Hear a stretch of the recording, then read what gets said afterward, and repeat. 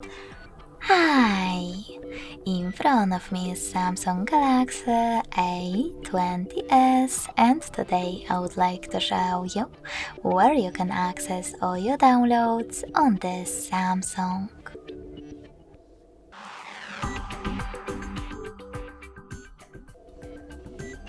First of all, you need to find an app called My Files. It should be in Samsung folder. When you find it, click on it.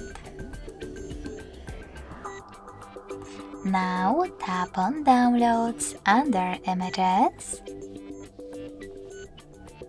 And as you can see, all my downloaded files are over here. If you want to access one, just click on it. Then pick the best source for you and tap on Just Once or Always. Thanks so much for watching. If you enjoyed this video, smash that like button, comment and subscribe. Bye!